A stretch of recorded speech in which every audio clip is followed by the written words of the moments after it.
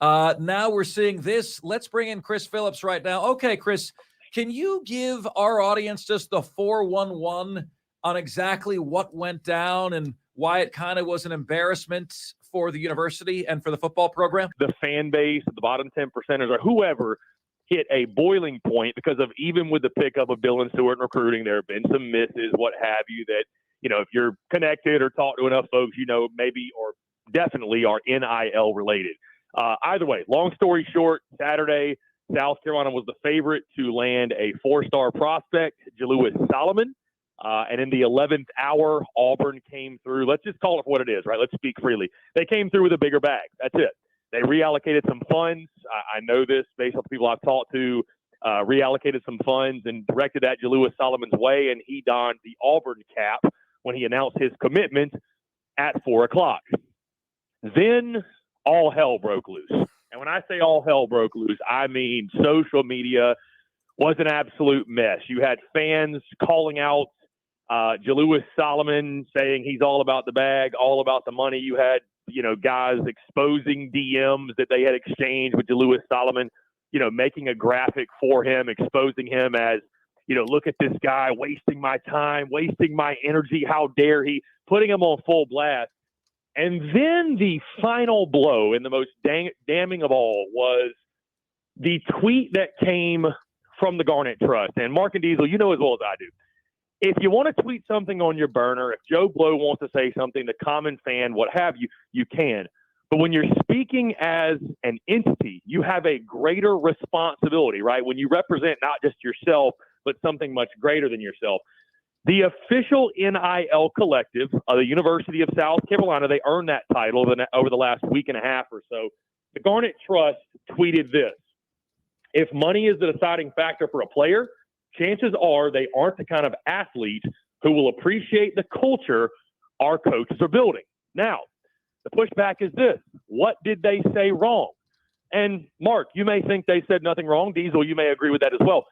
But you cannot say that when you are the collective at the University of South Carolina. Your number one job is to put together NIL packages that are lucrative enough to bring these kids to the University of South Carolina. You are complaining about the very thing that you were created to do. And it looks like sour grapes that you're upset that Auburn was able to put together a more enticing NIL package, and therefore he chose the Auburn Tigers. So it was a complete mess over the weekend, Mark. And I feel like, and I told you this morning, it feels like one of those off-season storylines, which when toe meets leather, we'll kind of forget about this and it'll be water under the bridge. And I'm sure Shane Beamer will be able to overcome it in recruiting, but just an absolute mess. We hear all the time, number one rule, right? Don't tweet at recruits. Don't tweet at recruits. Don't say anything negatively to them. Because, hey, guess what? They can still flip. They talk to other prospects. They're friends with the prospects.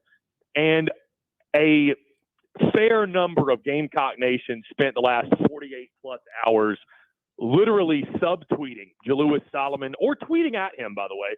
And the tweet from the Garnet Trust was really the one that I think sent most folks over the edge. And I'll tell you this, Mark, even the folks who maybe aren't very fond of you or I, even they were upset about it. It was just a bad look by South Carolina's official NIL collective.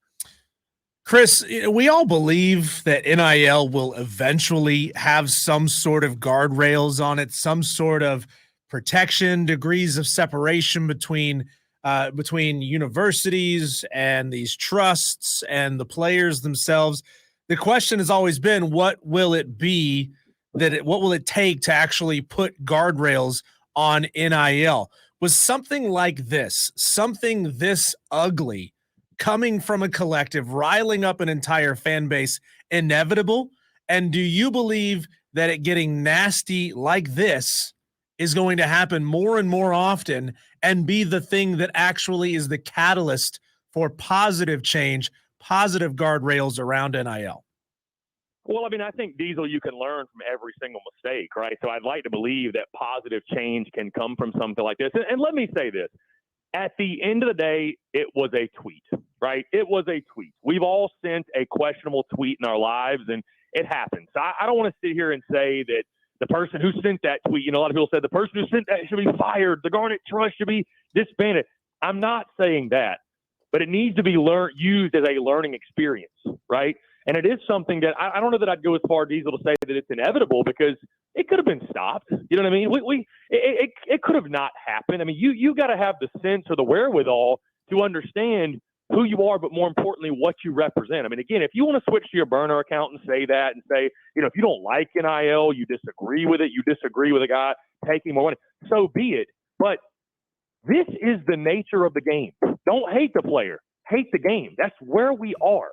So you either embrace NIL and you do the absolute best you can to put together enticing packages to get players to your school, or you get left behind and you're recruiting like Vanderbilt. So you make the choice. You make the selection.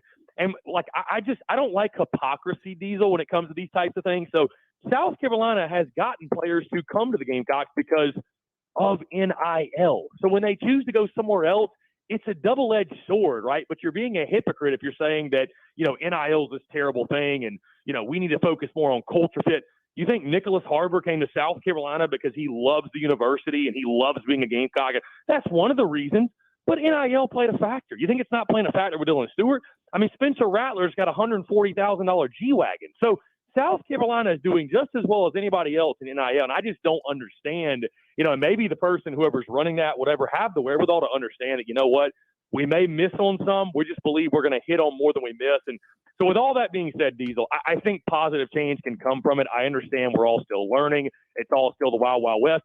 But you've got to take emotion and personal feelings and your fandom and your bias, most importantly, out of it when you are running a collective, which is AKA, guys, nobody wants to say it, it's a business. And when you're running a business, there is no room for personal feelings.